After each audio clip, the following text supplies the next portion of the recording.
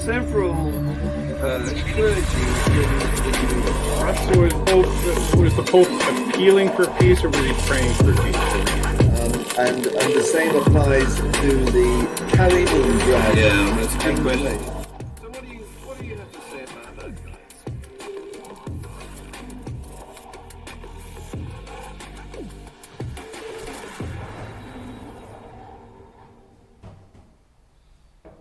Good morning, afternoon, evening, wherever you are, and welcome to the latest edition of Views on the News. Yes, I'm sorry, I still haven't revised the intro. That was the original intro when we called it Global Atheist News Review. I'll do it one day. I'm busy. Leave me alone. Anyway, we have an excellent panel with us tonight. We have an irregular member, but a person who's been with us for some time, Dred Higgs from British Columbia. Pirate Higgs. Welcome, Dred. Ahoy. Yeah, we have a new boy, Bryce Cornell, who is, I believe, in Philadelphia.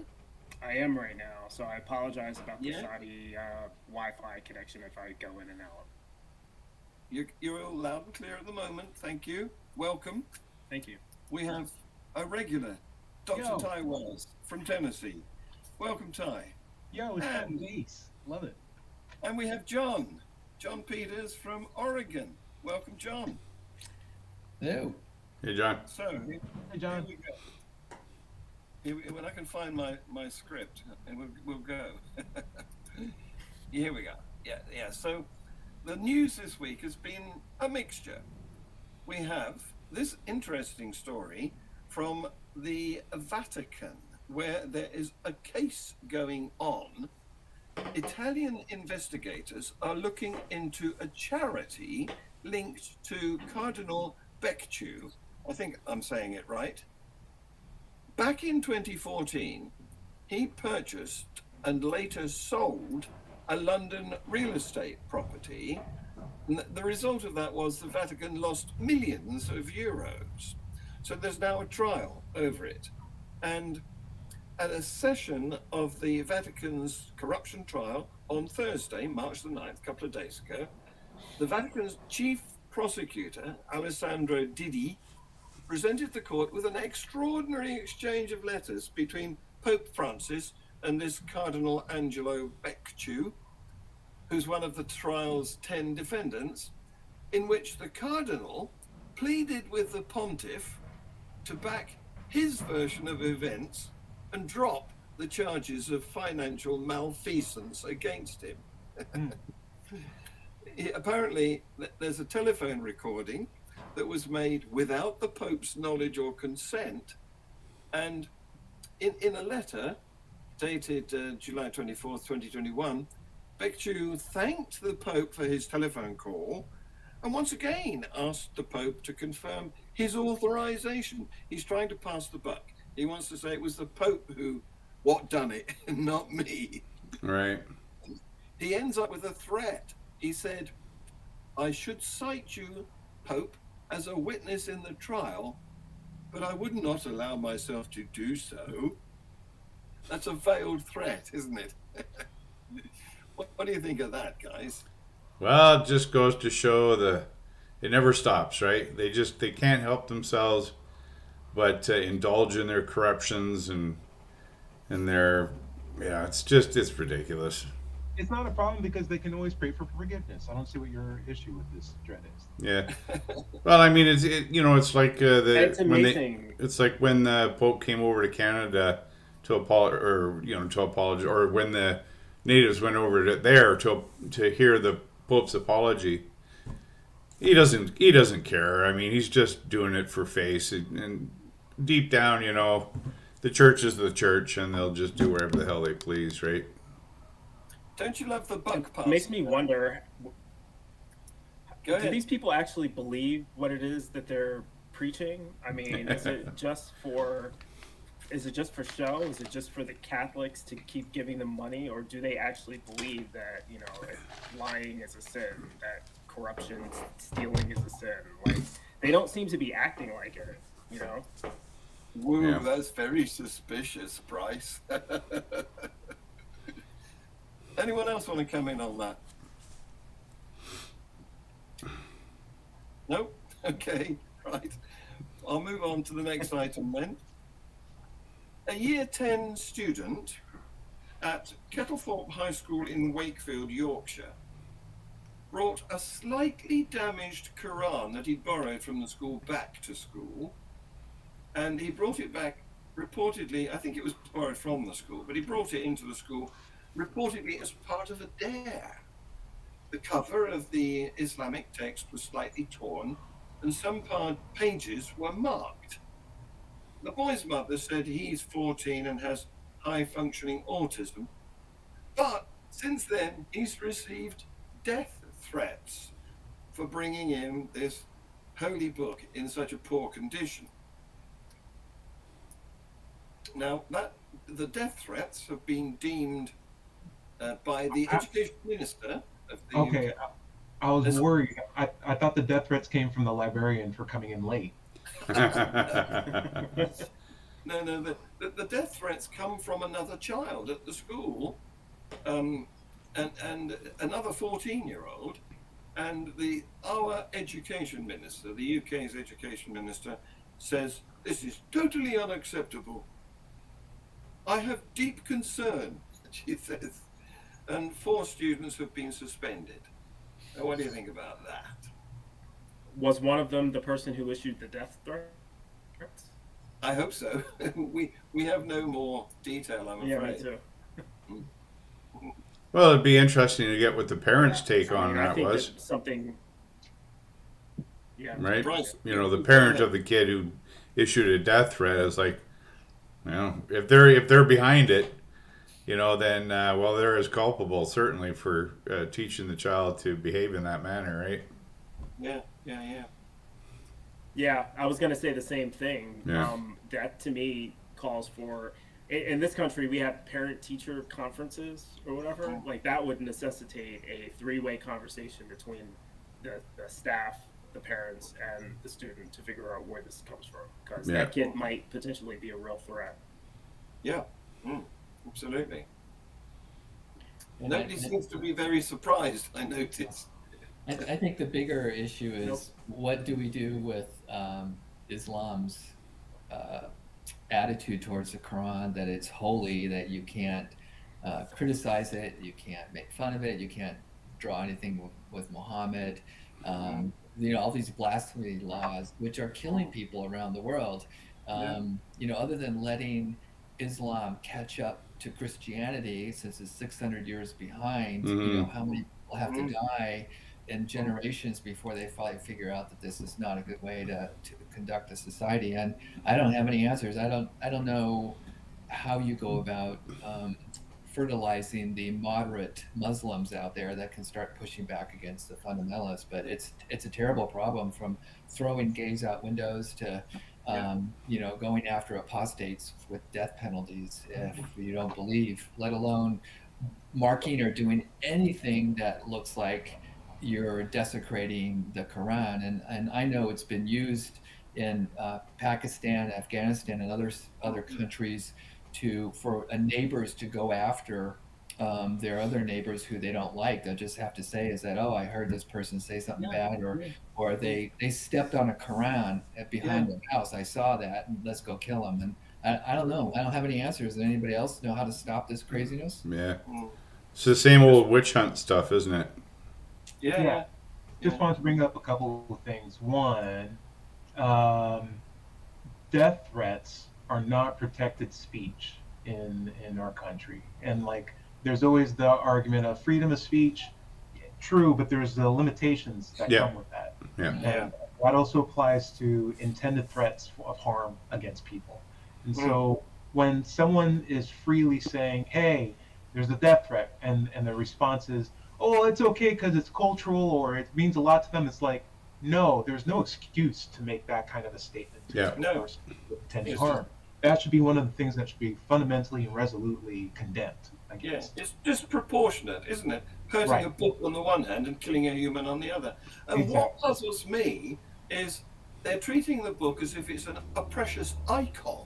Right. Surely, isn't there religion against that?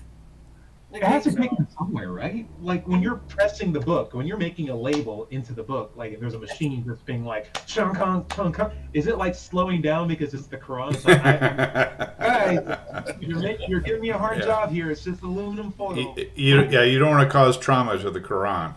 Yeah. You want to be easy on that robot a little bit.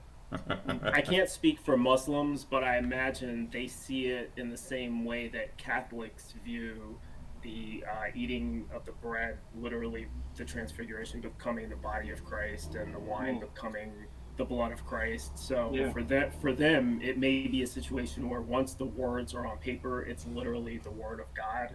And so they kind of view it in the same way. You know, they have similar restrictions on drawing the prophet, right? You're not allowed to draw the prophet because any attempt to represent the prophet becomes basically the prophet. So now I cannot say that's for sure, but that seems to be how they are approaching it, and that is unreasonable by our standards. But they're not the only religion that does that. You know, they're the only religion that we know of that responds as extreme as they do to people who violate that, but they seem to view it in a similar way. Right. It's more than unreasonable. It's downright weird in my mind. It's also sort of the loaded. Well, I think the punishments. Sorry, I was saying it's sort of a loaded experiment too, where the harm that comes from damaging the Bible or the Quran comes from other Muslims who are angry that you damaged the Quran. It's not a. Can we do a test where we just fundamentally see if Allah is actually upset when we do this, and we'll have a group, destroy or damage some Bibles, and a group that doesn't, we'll just see what happens. It's a group actively making a circumstance happen, and as a result, we know who's to blame. And I feel honestly, it would be the equivalent of, I think you can get a bunch of Catholics, separate them in half, and be like, you're going to eat the body of Jesus by only eating carbohydrates, and you guys can eat protein, and you're going to work out, and we're going to see who builds better protein mass. But you can only eat the blood and the body of Jesus, eating crackers. Let's see who gets better pecs by the end of like a 4-week period. I think we could do that test without as much harm coming about, but I don't know if Muslims would be as open to. And then you could have pastafarians as the control group, right? Yes. See? Yeah. I like that, because you could have the control group, the Pastafarians, but then you'd have the Bible, the Quran, and maybe the Hindu Vedas or the Torah, and each of them would be beaten with a hammer or something, and you'd see which one begot the worst outcome. Yeah. We need to do these experiments. Actually, they should put people. They should test this with people in an fMRI, right, to see what's going on in their brains, and maybe there's some therapy or something that can help mitigate the trauma that people suffer when they see their holy books assaulted. I would say this: if God didn't I want need to correct myself also. Oh, sorry. I was just going to say I needed to correct myself because a few moments ago I said transfiguration, but it's actually transubstantiation. Yes. Yeah, you're right. Yeah. We knew what you meant, right? Sure. Ty. I just wanted to make a quick point. Like, God could solve a lot of these problems if He just made every edition of the Quran indestructible. Yes. Right? It would help. It's the same if you were having a Garden of Eve. Garden of Eden, where you have an apple that's within reachable distance, that's edible to human beings that have a teeth. You could have made that tree 10 feet taller and solved a lot of problems. Yeah. I do like that idea. No, Ty, you're you're missing it because the whole point was for them to get in. I know. That's why. So you can't blame us if that was the point. Like, you can't put the blame on people. So, like, you can't put the blame on infidel for destroying the Quran if the Quran is capable of being destroyed. And if you don't want it to be destroyed, just make it indestructible. You're the creator of the entire universe. And then an indestructible holy book for an atheist would be an amazing tool to demonstrate that this is the right book. Well, that would be sufficient evidence, wouldn't it? There would be no atheist because that would be the clear evidence that the whole thing is true. Yeah, and a great way to sell bulletproof vests moving forward, right? Yeah. John, you wanted to come in. Oh, I thought Ty's idea was great. Just to have it so that if anybody touches it with the wrong attitude, there's a big lightning bolt that comes out and fries Yeah. them. Yeah, Just or like, the face melt. I like the face melt in like Yeah. the Raiders of the Lost Ark. yeah, Yeah. yeah. Just I when was I trying stopped being to, an atheist that day, that I yeah, wouldn't worship that God, but I would stop being an atheist. yeah. Yeah. So It I shouldn't was be trying too to, difficult I for was a trying to come up creator with of the a universe. movie or story that has that. I'm sure there's something like that that it, no matter. In fact, there was a movie. Gosh, it was a space science fiction thing where they pulled this cylindrical thing out of space and they were trying to drill through it and get in to find out what it was, and no tools would ever break Yeah. into it. So anyway. Yeah. Yeah, we had a television series like that. What was it called? Uh, the Quatermass Experiment. I don't know that that's what you're thinking of, but it's our version over here in Britain. So, speaking of Britain, no, not speaking of Britain, not yet. We've just done Britain, haven't we? Yeah, you did Wales or something. Yeah. Yorkshire, South Yorkshire. So coming out of Britain and coming over to your neck of the woods, you Americans, there's a guy called Rick Scarborough who he describes himself, I'm going to have difficulty saying this, as a Christocrat. Oh my gosh, this guy. All right. Yes, he's a strident anti-LGBTQ activist and a long-time critic of public education, and he's set his sights to take over public education in Texas. Yeah. He intends to do this by taking over the school boards and fear-mongering about public school students being groomed by homosexuals and trans perverts and recruited into their evil lifestyles. I've got a clip. You want to see this? Oh Take no, a I look. don't. Go on ahead. Go on ahead. Go on ahead. You'll see it. I'm going to make you. They went after me as trying to take over the town, trying to take over America, and well, honestly, I was, but I couldn't say that. I mean, why not take it over for Jesus? 68% of the teachers in Texas by poll, I think it's 68. I wrote it down. Now believe that the LGBTQ agenda should be taught and embraced. 68%. We're grooming our children for pedophiles. That's what's happening. Now, let me tell you what I'm going to spend the rest of my life doing. And by God's grace, if I can raise the budget and get people behind me, in 4 years, I want to expunge this entire state of every immoral book in the library. Call me a Nazi, call me a book burner. I've been called worse. You're a Nazi. And a book burner. Oh boy. What could possibly go wrong if you just want to innocently take over the schools for Jesus? Yeah. Yeah, just want to make a point. This guy's from Texas. His last name is not Scarborough. It's Scarborough. Okay. It's Unacceptable. Isn't it amazing that where you're going to have problems with pedophiles are the youth pastors at summer camps Yeah. and the Catholic priests? Yeah. It's like the last person that's going to groom you and have a problem is going to be the LGBTQ. Yeah. It's like how they can totally ignore the facts and the data is unbelievable. Oh yeah. It's like every single time you point a finger, you got multiple pointing back at That's you. right. Right? Yeah. Yeah. Yeah. Yeah. Did you It's see also did you logically see the nonsensical. audience? Did you take a peek at the audience? When he was speaking, it's like they're all geriatricians and white folks, and here we go with the Taking elderly notes. male, Yeah. and so. But that has been their agenda. I married into an evangelical fundamentalist family, and the public schools were called government schools to my kids, and they considered it indoctrination, and and the Amway couples and Du Bois that got into the Department of Education, they are absolutely they want the public education in America completely